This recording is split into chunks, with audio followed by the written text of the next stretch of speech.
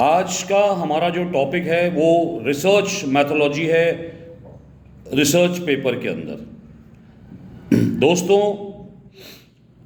अब तक हमने वॉल्यूम 1, वॉल्यूम 2 और वॉल्यूम 3 दिया है, जिसमें हमने आपको बताया कि कैसे रिसर्च का टॉपिक लिखना है, और पिछले एपिसोड में हमने लिटरेचर का रिव्यू कैसे लिखना है वो बात करी थी। आज हम एक और इम्पोर्टेंट स्टेप को कवर करेंगे, that is research methodology. My self doctor Ajay Bhatia from IMS academy. तो रिसर्च मैथोलॉजी दोस्तों एक तरह का ब्लूप्रिंट होता है जो बताता है कि आपकी रिसर्च कैसे कंडक्ट होगी। अगर आपने मैथोलॉजी सही लिखी है तो आपका रिसर्च पेपर एकदम सॉलिड बनेगा, बढ़िया बनेगा।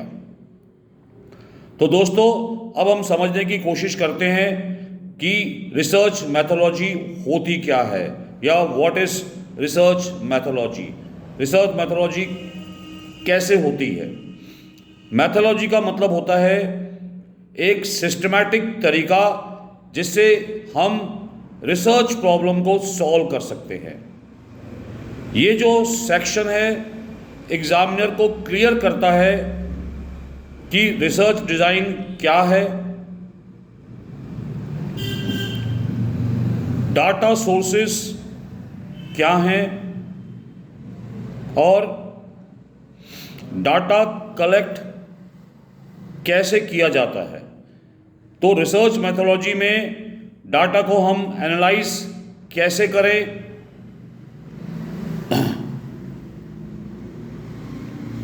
उसकी लिमिटेशंस क्या है, मतलब उसमें हम बताएंगे कि हमारी इसमें लिमिटेशंस क्या है।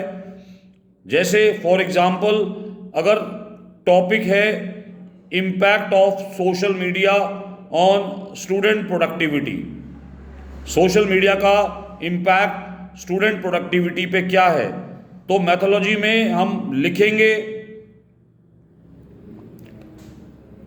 तो हमने इसमें सर्वे किया 200 स्टूडेंट्स का फ्रॉम 3 यूनिवर्सिटीज़। 3 यूनिवर्सिटीज से हमने रैंडम सैम्पलिंग टेक्निक का यूज़ किया, फिर डाटा को एनालाइज किया यूजिंग कोरिलेशन एंड रिग्रेशन। ये स्टैटिस्टिक्स का पार्ट है, कोरिलेशन और रिग्रेशन। उसके बाद हम कंपोनेंट्स ऑफ रिसर्च मैथोलॉजी की बात करेंगे कि रिसर्च मैथोलॉजी के क्या क्या कंपोनेंट होते हैं। पहला कंपोनेंट होता है रिसर्च डिज़ाइन, मतलब एक्सप्लोरेटरी एरिया है, नया एरिया को हमको एक्सप्लोर करने के लिए। इसमें हम डिस्क्रिप्शन देंगे, पूरी डिटेल देंगे, फैक्ट्स देंगे, और डिसाइड करने के लिए जैसे एग्जाम्पल सेंसस। दूसरा ये एनालिटिकल होता है, जिसमें हम कॉज एंड इफेक्ट रिलेशनशिप को चेक करने के लिए करते हैं कि इसका कॉज क्या होगा, इसका इफेक्ट क्या होगा। फिर हम एक्सपेरिमेंटल वेरिएबल्स को मैनिपुलेट करके रिजल्ट चेक करने के लिए देखते हैं कि भाई रिजल्ट को कैसे देखा जाता है। अगला बात करें तो पॉपुलेशन एंड सैम्पलिंग। पॉपुलेशन यहाँ पर टोटल ग्रुप होता है, और सैंपल पॉपुलेशन का रिप्रेजेंटेशन होता है, या आप कह सकते हो छोटा ग्रुप होता है। उसके बाद हम सैम्पलिंग टेक्निक्स का यूज़ करते हैं, जैसे फॉर एग्जांपल रैंडम सैम्पलिंग या स्ट्रेटिफाइड सैम्पलिंग। ये हमने इकोनोमेट्रिक्स की वीडियो में दिया हुआ है, आप जाके वहाँ पर देख सकते हैं। पर्पसिव कन्वीनियंस सैम्पलिंग, तो ऑलवेज आपको जस्टिफाई करना है सैंपल साइज का। जो आपने सैंपल साइज लिया है उसको आपको जस्टिफिकेशन देना है। फिर हम बताएंगे कि डाटा सोर्सेस हमने कहाँ से लिए हैं, जैसे for example primary data, survey, interview, experiments, observations, यहाँ से हम प्राइमरी डाटा लेते हैं। सेकेंडरी डाटा कहाँ से लिया जा सकता है, बुक से, जर्नल से, गवर्नमेंट की रिपोर्ट से, आप databases like NSSO, RBI, world bank से भी आप डाटा को कलेक्ट कर सकते हो। नाउ दोस्तों, बात आती है कि डाटा कलेक्शन टूल्स क्या होते हैं। तो डाटा कलेक्शन टूल्स, सबसे इंपॉर्टेंट क्वेश्चनर होता है। दूसरा, हम इंटरव्यू शेड्यूल कर सकते हैं। तीसरा, ऑब्जर्वेशन चेकलिस्ट बनाएंगे और केस स्टडीज को लेंगे। अब अगला बात आएगी डाटा एनालिसिस टेक्निक की। डाटा को कैसे एनालाइज किया जाता है, उसकी क्या टेक्निक है। तो हम डिस्क्रिप्टिव स्टैटिस्टिक्स का यूज कर सकते हैं, जैसे example mean, standard deviation, correlation. हम लोग इन्फ्रेंशियल स्टैटिस्टिक्स का यूज कर सकते हैं, टी टेस्ट, ची स्क्वायर, अनोवा, रिग्रेशन। मतलब इकोनोमेट्रिक्स रिसर्च का हम यूज कर सकते हैं। दोस्तों, इकोनोमेट्रिक्स की पूरी सीरीज हमने गिवन दी हुई है, तो आप जाके उसको भी देख सकते हैं। अगली बात, कंटेंट एनालिसिस, मतलब क्वालिटेटिव रिसर्च। उसके बाद हम बताएंगे कि इसमें लिमिटेशन क्या है, क्या ये सैंपल बायस है या डाटा की अनअवेलेबिलिटीज है। सैंपल बायस हो सकता है, डाटा अनअवेलेबल हो सकता है, टाइम और बजट कंस्ट्रेंट की प्रॉब्लम हो सकती है, ये इसकी लिमिटेशन है। अब दोस्तों, हम बात करेंगे कि how to write a methodology in paper. Methodology को कैसे लिखा जाता है रिसर्च पेपर में। हमको हमेशा पास्ट टेंस का यूज करना चाहिए। जैसे data was collected from 250 respondent using stratified sample.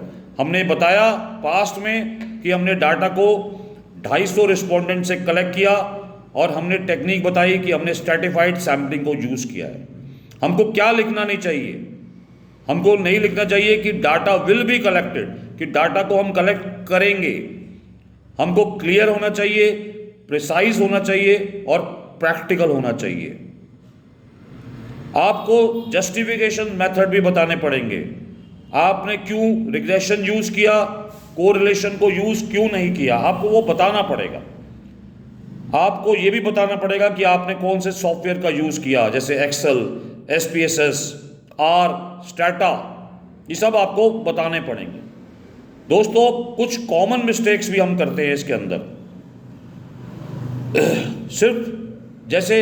सिर्फ एक लाइन लिखना, डाटा कलेक्टेड फ्रॉम सैंपल। हमने लिख दिया एक line, data collected from sample, कोई एक्सप्लेनेशन नहीं दिया। सैंपल साइज लिया पर उसका कोई जस्टिफिकेशन नहीं दी, ये भी गलती है। टूल्स का नाम लिखना बट प्रोसेस एक्सप्लेन नहीं करना। टूल्स का नाम तो लिख दिया बट क्या प्रोसेस यूज किया उसको हमने नहीं समझाया। तो मैथोलॉजी को थ्योरी के फॉर्म में लिख देना, मतलब आपने उसको पूरा थ्योरी में लिख दिया, आपने कोई भी प्रैक्टिकल रोड मैप नहीं यूज किया, ये भी आपकी गलती हो सकती है। अगर हम कुछ क्विक बातें करें कि मैथोलॉजी को कैसे लिखना चाहिए, तो हमको स्टेप बाय स्टेप लिखना चाहिए।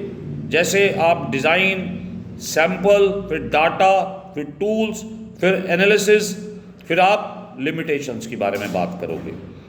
बिल्कुल सिंपल लिखो, लॉजिकल लिखो, अपने मैथोलॉजी को लिंक करो अपने ऑब्जेक्टिव के साथ, अपनी हाइपोथेसिस के साथ। तो दोस्तों, अगर हम इसको पूरे को कंक्लूड करें तो आज की एपिसोड में हमने समझा कि रिसर्च मैथोलॉजी क्या होती है, ये कैसे लिखी जाती है और कौन से पॉइंट हमेशा इंक्लूड करने चाहिए और क्या नहीं करना चाहिए। आपका रिसर्च पेपर की असली स्ट्रेंथ इसी सेक्शन पर डिपेंड करती है, जो आपका रिसर्च को सॉलिड बनाएगा। तो दोस्तों, अगले एपिसोड में हम बात करेंगे कि डाटा को कैसे कलेक्ट किया जाता है, उसको कैसे एनालिसिस किया जाता है, जिसमें हम कुछ प्रैक्टिकल डाटा हैंडलिंग के बारे में भी सीखेंगे। तो आप सब बने रहिए हमारे साथ और सब्सक्राइब कीजिए IMS एकेडमी को। अगर आपको हमारा वीडियो पसंद आए तो प्लीज़ लाइक करिए, शेयर करिए, सब्सक्राइब करिए और पिछली वीडियो देखना मत भूलिए, क्योंकि ये स्टेप बाय स्टेप एक स्ट्रक्चर है जो मैं अपनी वीडियो सीरीज़ में इसको कवर कर रहा हूँ। Thank you very much.